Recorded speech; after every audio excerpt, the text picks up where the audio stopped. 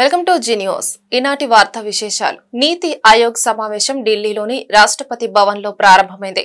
వికసిత్ భారత్ 2047 అజెండాగా జరిగే భేటీలో ఏపీ అభివృద్ధిపై సీఎం చంద్రబాబు ప్రస్తావించనున్నారు.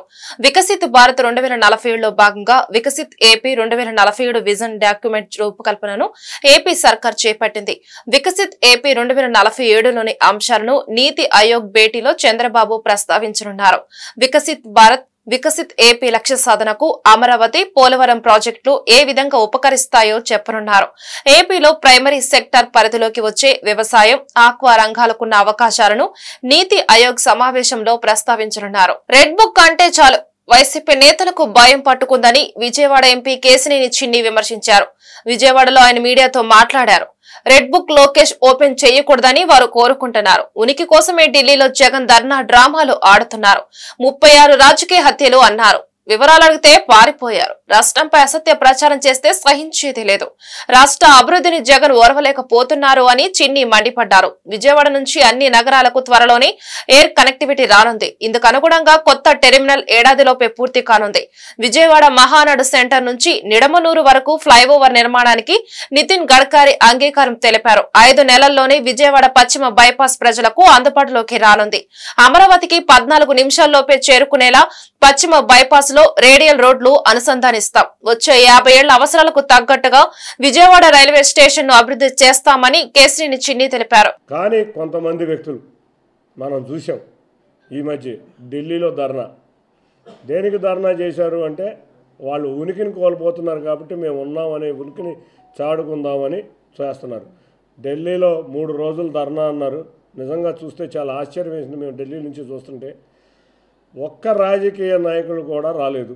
కానీ ఏదో పక్క రాష్ట్ర మాజీ ముఖ్యమంత్రి సహాయంతో అఖిలేష్ యాదవ్ గారిని తీసుకొచ్చి ఏదో బ్రహ్మాండం బద్దలైనట్టు చెప్పుకున్నారు. చూస్తే అక్కడ చాలా దారుణంగా ఉంది. పార్లమెంట్లో వివిధ ప్రతిపక్షాలను కూడా కలిసి రమ్మని బతిమాలినా కూడా వీళ్ళ చరిత్ర తెలుసు కాబట్టి ఎవ్వరు కూడా రాలేదు. ఇవాళ ఆయన మీరు చూస్తే జగన్ రెడ్డి 36 హత్యలు జరిగినాయని అన్నారు. ఒక్కదానికి సాక్ష్యం ఇవ్వమంటే ఏ రోజు ఇవ్వలా. జాతీయ మీడియా కూడా 36 మంది హత్యలు జరిగినప్పుడు ఎవరున్నారు అని అడిగితే ప్రశ్నకి జవాబు ఇవ్వకుండా పారిపోయిన వ్యక్తి. అంటే ఏదో సృష్టించి, ముఖ్యంగా అతని ఉద్దేశం ఏంటంటే తెలుగుదేశం ప్రభుత్వం వచ్చింది, రాష్ట్రం అభివృద్ధి చెందుతుంది, ఈ రాష్ట్రం అభివృద్ధి చెందకుండా చేయాలనే కార్యాచరణ అతను 2019 నుంచి చేసే కార్యాచరణ అది. ఏ రోజు ఒక పారిశ్రామిక రంగంలో అభివృద్ధి లేదు, ఒక ఉద్యోగాలు లేవు, వచ్చిన పరిశ్రమలను కూడా వెనక్కి వెళ్ళిపోయే చేసిన పరిస్థితి. ఇవాళ ఢిల్లీలో ధర్నా చేసి కొత్తగా రాబోయే పెట్టుబడులను ఆపడానికి, రాష్ట్రం మీద తనను ఓడించారు కాబట్టి రాష్ట్రం మీద ఉన్న కోపం తెచ్చుకోవడానికి చేసే పనులు ఇవన్నీ. నిజంగా అతనికి ఏదన్నా సమస్య ఇస్తే మా నారా చంద్రబాబు నాయుడు గారు కూడా అసెంబ్లీకి వచ్చి ఎవరెవరు ఉన్నారో సాక్ష్యాలు ఇవ్వమని అడిగాం. ఏ రోజు సాక్ష్యాలు లేవు. నాకు తెలియదు మరి 36 మందిలో మరి వాళ్ళ బాబాయ్ వివేకానంద రెడ్డి గారు కూడా ఉన్నారేమో. ఎందుకంటే నారాసుర రక్త చరిత్ర అని సృష్టించి ఆయన రకరకాల విన్యాసాలు చేస్తూనే ఉంటాడు, మళ్ళీ కొత్త విన్యాసాలు. మరి ఆ 36 మందిలో ఆయన కూడా ఉన్నాడేమో. మరి నువ్వే చెప్పాలి. చేసేంతవరకు వాళ్ళ కేసునే బయటికి రానివ్వకుండా చేసే పరిస్థితుల్లో ఉన్నాం కాబట్టి నీ ఆటలు సాగు. అంతేకాకుండా నేను రోజు చూస్తున్నాం, నిన్న మదనపల్లి బాధితులు లైన్ కట్టారు. 100 మంది పెద్దిరెడ్డి బాధితులు లైన్ కట్టారు. అంటే ఎన్ని అక్రమాలు జరిగినాయో ప్రజలు గమనిస్తున్నారు. తప్పకుండా నీకేదన్నా సాక్ష్యాధారాలు ఉంటే రాష్ట్ర అభివృద్ధికి అడ్డుపడకుండా వచ్చి అసెంబ్లీలో కానీ డీజీపీకి గారిని నివేదించు. అంతేగాని నువ్వేదో రాష్ట్ర వెనుకబడే విధంగా ఉండే విధంగా పెట్టుబడులు రాకుండా విధంగా నువ్వు ప్రవర్తించావంటే ఎవ్వరం ఊరుకోం. ఇంతవరకు నీకు రాష్ట్ర ప్రజలు దారుణంగా బుద్ధి చెప్పారు. గుంటూరు నగర అభివృద్ధికి ఎన్డీఏ కూటమి ప్రభుత్వం కట్టుబడి ఉందని గుంటూరు పశ్చిమ ఎమ్మెల్యే గల్లా మాధవి తెలిపారు.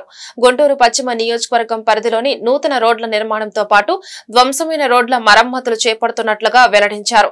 కృష్ణానగర్ 1వ లైన్లో నూతనంగా నిర్మిస్తున్న సీసీ రోడ్డుకు ఎమ్మెల్యే గల్లా మాధవి శనివారం శంకుస్థాపన చేశారు. ఈ మేరకు ఆమె మీడియాతో మాట్లాడుతూ ప్రాధాన్యత క్రమంలో అభివృద్ధి పనులు చేపడుతున్నామని పేర్కొన్నారు. ఈ కార్యక్రమంలో బీజేపీ జిల్లా అధ్యక్షులు వనమా నరేంద్ర, స్థానిక కార్పొరేటర్ బాబు, కొనకళ్ళ సత్యనారాయణ, నంది సరస్వతి తదితరులు పాల్గొన్నారు. రోడ్ ని డ్రైన్ ని ప్రారంభించుకోవడం జరిగింది. 15 లక్షలు 10 లక్షలతో కూడుకున్న వ్యయంతో ఈరోజు ఆ రోడ్డు ఆ డ్రైన్ని ప్రారంభించుకోవడం జరిగింది. ఇలాగే గుంటూరు ప్రాంతం మొత్తం కూడా ఎన్నో రోడ్లకి ఇంకా శంకుస్థాపన లేదంటే ప్రారంభం చేసుకునే పరిస్థితుల్లో చాలా రోడ్లు ఉన్నాయి. అవన్నీ కూడా ఒకదాని తర్వాత ఒకటి మొదలు పెడతాము.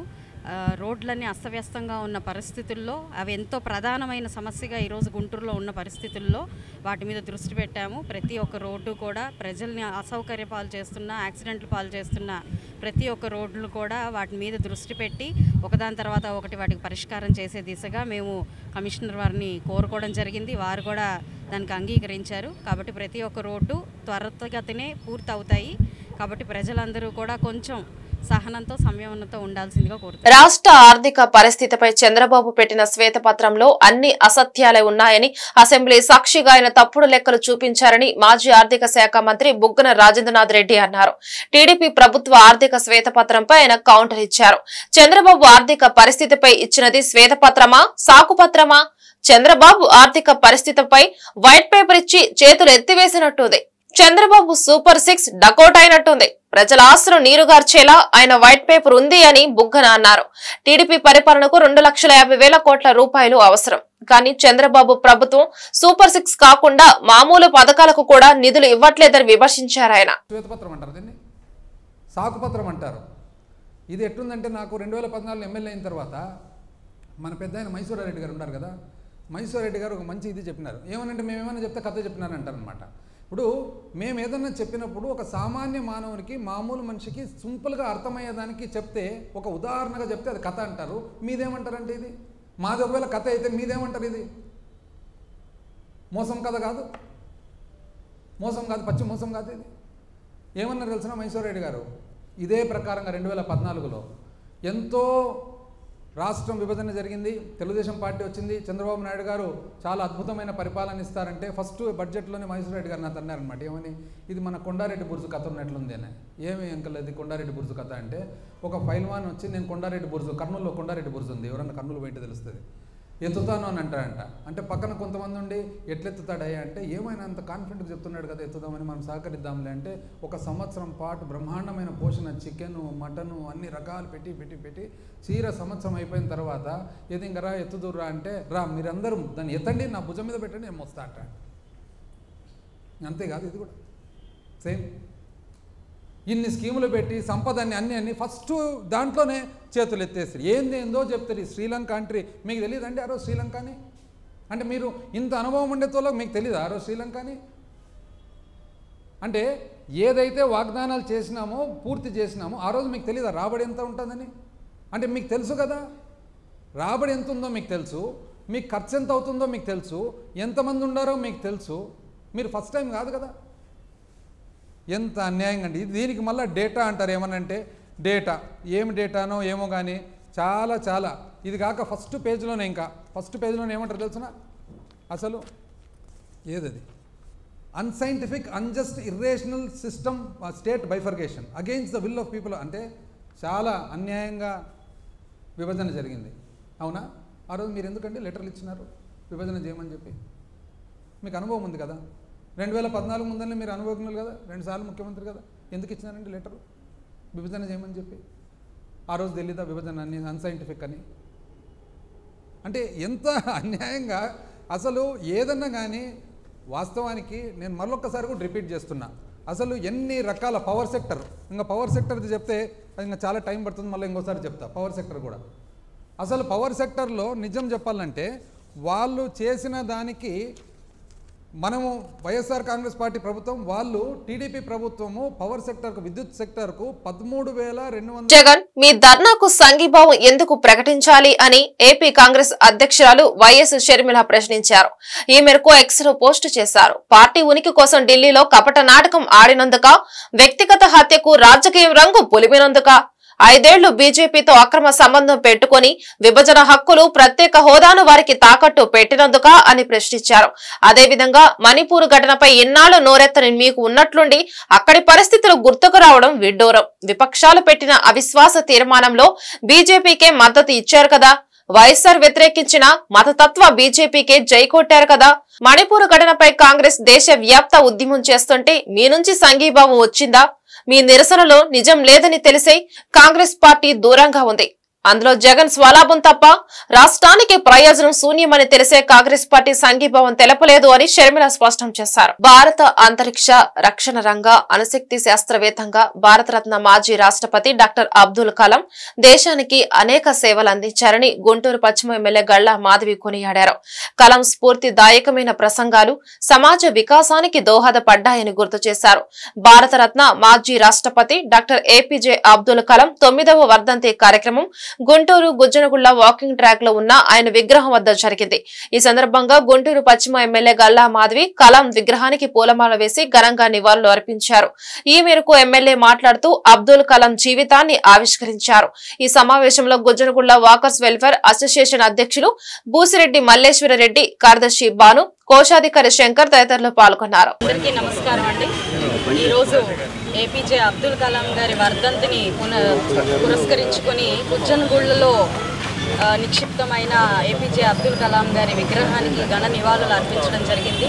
వాకర్స్ అసోసియేషన్తో పాటు అభిమానులు, నాయకులతో, ప్రజాప్రతినిధులతో ఈరోజు ఈ పార్క్ మొత్తం కోలాహలంగా, అద్భుతంగా మీడియా వారితో కూడా నిండిపోయి ఉన్నది. ఇలాంటి ఒక అదృష్టం, అవకాశం దొరికినందుకు నిజంగా భారతదేశ పౌరురాలుగా నేను చాలా గర్విస్తున్నాను, ఆనందిస్తున్నాను.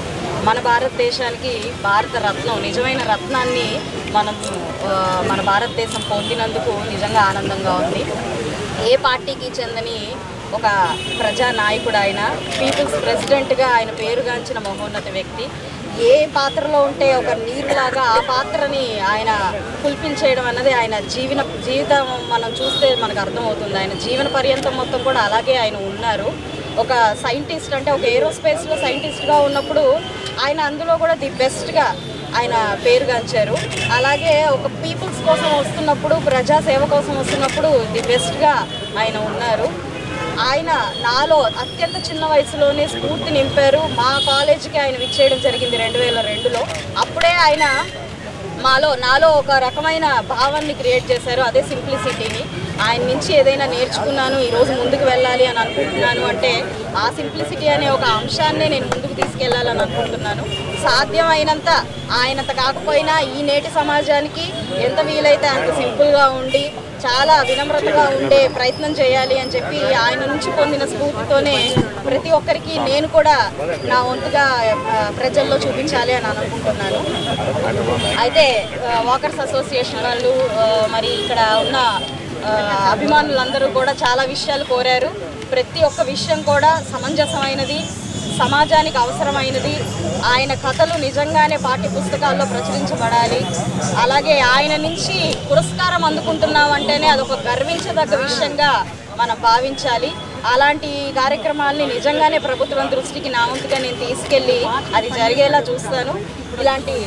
నిజంగా ఇలాంటిది ఒకటి జరిగితే, నా తరపుగా జరిగితే నాది కూడా అదొక అదృష్టంగా నేను భావించాల్సిన పరిస్థితే ఉంది. కాబట్టి ఇలాంటి గొప్ప వ్యక్తుల్ని ఇంకొకసారి ఇలా స్మరించుకునే అవకాశం దొరికినందుకు, ఈ అవకాశాన్ని కల్పించిన ఇక్కడున్న పెద్దలందరికీ కూడా పేరు పేరున నమస్కారం. తిరుమల తిరుపతి దేవస్థానం అదనపు ఈవోగా వెంకయ్య చౌదరి బాధ్యతలు స్వీకరించారు. అంతకుముందు శ్రీవారిని దర్శించుకుని వేద పండితుల ఆశీర్వచనం పొందారు. అనంతరం ఆయన మాట్లాడుతూ అన్ని విభాగాల అధికారుల సమన్వయంతో స్వామివారి దర్శనానికి వచ్చే భక్తులకు మెరుగైన సౌకర్యాలు కల్పించేందుకు కృషి చేస్తారని చెప్పారు. సామాన్య భక్తులకు వేగంగా దర్శనం కల్పించడమే లక్ష్యంగా పనిచేస్తామన్నారు. వెంకటేశ్వరుని ఆశీస్సులతో తిరుమల తిరుపతి దేవస్థానం అదనపు ఈవోగా బాధ్యతలు స్వీకరించడం అదృష్టంగా భావిస్తున్నట్లు వెంకయ్య చెప్పారు. తనకి ఈ అవకాశం కల్పించిన ముఖ్యమంత్రి చంద్రబాబుకు కృతజ్ఞతలు తెలిపారు. అంతకుముందు తిరుమల క్షేత్ర సంప్రదాయాన్ని పాటిస్తూ భూవరహస్వామిని దర్శించుకున్నారు. ఛార్జ్ తీసుకోవడం జరిగింది. ఇది చాలా గొప్పది రోజు. దేవదేవుని సన్నిధిలో ఇంత గొప్ప అవకాశం రావడం నాకు చాలా సంతోషకరం. ఈ అవకాశాన్ని ఇచ్చిన ముఖ్యమంత్రి గారికి ప్రత్యేక ధన్యవాదాలు తెలియజేస్తున్నాను. ఈ అవకాశాన్ని ఒక బాధ్యతగా స్వీకరిస్తాను. ఈ బాధ్యత ద్వారా తిరుమలలో వచ్చే దేశంలో ఉంచి, రాష్ట్రాల్లో ఉంచి, అంతర్జాతీయంగా వచ్చే భక్తులు ప్రయోజనాలను ఎలా ఇంప్రూవ్ చేయాలి, వాళ్ళ సౌకర్యాలను ఎలా ఇంప్రూవ్ చేయాలి అనే దాని మీద వర్క్ చేస్తాము. దర్శనం టికెట్ల కాడ నుంచి వాళ్ళకి కావాల్సిన క్వార్టర్ అలాట్మెంట్ కానీ, లేకపోతే శానిటేషన్ కానీ, లేకపోతే ఫుడ్ ఫెసిలిటీస్ కానీ, ఉచిత దర్శనం వచ్చే అనేకమైన భక్తులకి ఏ రకమైన ప్రయోజనాలు అందిస్తే వాళ్ళు సంతోషంగా ఉంటారు, ఎంత ఫాస్ట్గా దర్శనం చేసుకొని వాళ్ళు వెళ్ళిపోతారనే దాని మీద వర్క్ చేస్తాం. ఈ పని చేసే ప్రాసెస్లో ఖచ్చితంగా ప్రతి డిపార్ట్మెంట్, ప్రతి వింగ్ నుంచి కూడా కోఆర్డినేట్ చేస్తాం. ప్రతి వింగ్ మీద రివ్యూ చేసి ఎక్కడైతే ప్రాసెస్ రిలేటెడ్ స్లోగా ఉంది, బాటిల్ నెక్స్ ఉన్నాయి, వాటి ఇమ్మీడియట్గా ఎలా అడ్రస్ చేయొచ్చు, ఎలా సాల్వ్ చేయగలము అనే దాని మీద వర్క్ చేస్తాం. ఈ క్రమంలో ఖచ్చితంగా ప్రతి డిపార్ట్మెంట్లో ఫీడ్బ్యాక్ సిస్టాన్ని ఎంపవర్ చేసి ఫీడ్బ్యాక్ ద్వారా సిస్టాన్ని ఎలా ఇంప్రూవ్ చేయాలో అనే దాని మీద వర్క్ చేస్తాం. ఈ క్రమంలో అందరి stake holders, temple administration, temple related ఉన్న అందరి స్టేక్ హోల్డర్స్ వాళ్ళ యొక్క అభిప్రాయాలను కూడా స్వీకరించి ఏది బెస్ట్ ఉంటుందో అడ్మినిస్ట్రేషన్కి, భక్తులకి ఏది బెస్ట్ ఉంటే అది చేయటానికి ప్రయత్నం చేస్తాను. సో ఈ క్రమంలో మీ అందరూ కూడా, మీడియా కూడా ఫీడ్బ్యాక్ ఇవ్వాలి. దాంట్లో ఏమైనా తప్పులు ఉంటే మాకు ఎత్తి చూపించాలి, దాంట్లో ఏమైనా మెప్పుంటే మీరు అప్రిషియేట్ కూడా చేయాలి. సో మీ ఒపీనియన్ కూడా మేము ఖచ్చితంగా కన్సిడర్ చేస్తాం. సో మనందరూ కూడా దేవుడు, అందరి కలియుగ దేవుడు, మనందరికీ మన ఇంటి దేవుడు. సో అక్కడ మనందరం కూడా కలిసి పనిచేయాల్సిన, ఒక టీమ్గా వర్క్ చేయాల్సిన అవసరం ఎంతైనా ఉంది. ఈ టీం వర్క్ బిల్డ్ చేస్తాము. ఆ టీం వర్క్లో అందరి ప్రయోజనం, స్టేక్ హోల్డర్స్ ప్రయోజనాలు, ఎస్పెషల్లీ సామాన్య భక్తులకి ప్రయోజనాలు ఏ రకంగా ఇంప్రూవ్ చేయాలనే దాని మీద వర్క్ చేస్తాము. గోదావరిలో వరద మళ్లీ క్రమంగా పెరుగుతోంది. నిన్నంతా హెచ్చు తగ్గులతో కొనసాగిన ప్రవాహం శనివారం ఉదయం నుంచి పెరుగుతోంది. ఎగువ ప్రాంతాల నుంచి భారీ స్థాయిలో వరద నీరు రాజమహేంద్రవరం వైపుగా ప్రవహిస్తోంది. ప్రస్తుతం ధవళేశ్వరం కాటన్ బ్యారేజ్ వద్ద 13.70 అడుగుల నీరు కొనసాగుతుండటంతో అధికారులు 2 ప్రమాద హెచ్చరిక జారీ చేశారు. సముద్రంలోకి 12.72 లక్షల క్యూసెక్కుల నీటిని విడుదల చేస్తున్నారు. భద్రాచలం వద్ద గంటకు వరద ప్రవాహం పెరగడం ఆందోళన కలిగిస్తోంది. కోనసీమలోని గౌతమి, వశిష్ట, వైనతేయ నది పాయలు ఉధృతంగా ప్రవహిస్తున్నాయి. కోనసీమలోని లంక గ్రామాలను వరద నీరు చుట్టుముట్టేస్తుండటంతో ప్రజలు ఆందోళన వ్యక్తం చేస్తున్నారు. గుంటూరు నగరంలో జనసేన పార్టీ క్రియాశీలక సభ్యత్వ నమోదు కార్యక్రమం మహాయజ్ఞంలో కొనసాగుతోంది. ఎన్డీఏ కూటమి ప్రభుత్వంలో జనసేన పార్టీ కీలకంగా మారటం, పోటీ చేసిన అన్ని స్థానాల్లో విజయం సాధించి ఫుల్ జోష్లో ఉంది. గతంతో పోల్చుకుంటే ఈసారి జనసేన పార్టీ క్రియాశీలక సభ్యత్వ నమోదు కార్యక్రమం సందడిగా సాగుతుంది. స్థానిక 20వ డివిజన్ జనసేన పార్టీ అధ్యక్షులు కొలగాని బాలకృష్ణ ఆధ్వర్యాన సంపత్ నగర్ సెంటర్ లో పార్టీ క్రియాశీలక సభ్యత్వ నమోదు కార్యక్రమానికి విశేష స్పందన లభించింది. క్రియాశీలక సభ్యత్వం తీసుకున్న వారికి బీమా సౌకర్యం, మెడికల్ పాలసీ, పార్టీ పదవుల్లో అవకాశం లాంటి బెనిఫిట్స్ పార్టీ అధినేత పవన్ కళ్యాణ్ కల్పించారు. ఈ దఫా జనసేనాని పార్టీ సభ్యత్వ నమోదు కార్యక్రమాన్ని ప్రతిష్టాత్మకంగా తీసుకున్నారు. ఈ కార్యక్రమం జనసేన పార్టీ డివిజన్ నేతలు బాలు, నూర్ బాషా, ఆసియా, షేక్ సాదిక్ బాబు, తుమ్మల చెరువు ఉదయ్ చంద్ర తదితరులు పాల్గొన్నారు. ఈరోజు రేపటి 28వ తారీఖు దాకా మన క్రియాశీలక సభ్యత్వాలు జరుగుతూ ఉన్నాయి. మన పవన్ కళ్యాణ్ గారి ఆదేశాల మేరకు బోనబోయిన శ్రీనివాస్ గారి ఆధ్వర్యంలో మన 20 డివిజన్ ప్రెసిడెంట్ బాలకృష్ణ గారు 4 రోజుల నుంచి ఇట్లాగా టెంట్స్ వేయించి ప్రతి ఒక్కళ్ళ దగ్గర సభ్యత్వం చేయించడం జరుగుతూ ఉంది. అలాగే జనాల స్పందన కూడా చాలా విశేషంగా ఉందండి. పవన్ కళ్యాణ్ గారి ఆలోచన విధానం ప్రతి ఒక్కరిలో కూడా పులుపుచ్చుకున్నట్టే ఉన్నారు. అందరూ కూడా చాలా ఇంట్రెస్ట్గా రావడం, మాకు చేయండి. రాజమహేంద్రవరంలోని హెచ్డిఎఫ్సి బ్యాంకు చెందిన 2.2 కోట్ల చోరీ కేసును పోలీసులు ఛేదించారు. నిందితుడు అశోక్ ను అదుపులోకి తీసుకుని డబ్బును పోలీసులు స్వాధీనం చేసుకున్నారు. ఈ ఘటన వివరాలను ఎస్పీ నరసింహ కిషోర్ మీడియాకు వెల్లడించారు. హెచ్డిఎఫ్సి ఏటీఎంలో డబ్బులు నింపే ఏజెన్సీ తరపున అశోక్ పనిచేస్తున్నాడని, పక్కా ప్రణాళికతోనే అతడు నగదు ఎత్తుకెళ్లినట్లు చెప్పారు. బ్యాంకు సిబ్బంది, సెక్యూరిటీ కళ్లుగప్పి అశోక్ పరారైనట్లు తెలిపారు. ఫిర్యాదు అందగానే 5 ప్రత్యేక బృందాలు ఏర్పాటు చేసి గంటల వ్యవధిలో కేసును ఛేదించినట్లు చెప్పారు. నిందితుడు విలాసాలకు అలవాటు పడి చోరీకి ప్లాన్ చేశాడని వివరించారు. ఏటీఎంలకు ఎప్పుడు ఎక్కువ డబ్బులు వస్తాయో ముందుగానే గుర్తించి చోరీకి తేదీని కూడా నిందితుడు ముందుగానే నిర్ణయించుకున్నాడని తెలిపారు. సాంకేతిక ఆధారాలు, సీసీ కెమెరాల ఆధారంగా నిందితుడిని పట్టుకున్నట్లు ఎస్పీ వివరించారు. ఈ అశోక్ అనేటటువంటి వ్యక్తి గాని రాజబాబు అనేటటువంటి వ్యక్తి ఇద్దరు కూడా హెచ్డిఎఫ్సి బ్యాంక్ దగ్గర నుంచి 2,20,00,000 రూపాయలు 50,000 రూపాయలు 2,20,50,000 రూపాయలు తీసుకొని ఈ కస్టోడియన్స్ గన్మెన్లు ఎక్కడ ఉంటారో వాళ్ళకి దగ్గరికి వెళ్ళి వాళ్ళకి ఇవ్వకుండా ఈ రాజబాబు అనే వ్యక్తి ఏదో పని మీద బయటికి వెళ్ళిపోయినప్పుడు ఈ అశోక్ అనే వ్యక్తి జాగ్రత్తగా ఆ రాజబాబును కూడా ఏమర్చి ఈ మొత్తం క్యాష్ని పట్టుకొని బయటికి వెళ్ళిపోవడం జరిగింది. వాడు ట్రావెల్ చేసే విధానాన్ని ఐడెంటిఫై చేయగలిగాము. వాడు ఇంకే విధంగా ఎక్కడెక్కడ తిరగొచ్చు అనేదాన్ని కూడా ఐడెంటిఫై చేయాలి, ఏ ఏరియాలో తిరగొచ్చు. ఆంధ్రప్రదేశ్ రాష్ట్రానికి ఐపీఎస్ కేడర్ స్ట్రెంత్ ను పెంచుతూ కేంద్రం గెజెట్ నోటిఫికేషన్ జారీ చేసింది. ప్రస్తుతం 144గా ఉన్న ఐపీఎస్ కేడర్ స్ట్రెంత్ కేంద్రం 174కు పెంచింది. సీనియర్ డ్యూటీ పోస్టుల్లో 95 మంది ఐపీఎస్ లను కేటాయించాలని రాష్ట్రం కోరింది. దీంతో రాష్ట్ర ప్రభుత్వం సిఫార్సు మేరకు ఐపీఎస్ లను పెంచుతూ కేంద్ర నోటిఫికేషన్ ఇచ్చింది. కేంద్రం డిప్యూటేషన్ రిజర్వ్ 38 మంది ఐపీఎస్ లను కేటాయించింది. రాష్ట్రాలకు డిప్యూటేషన్ రిజర్వ్ గా 23 మందిని నిర్దేశించింది. ఈ వార్తలు ఇంతటితో సమాప్తం. నమస్కారం.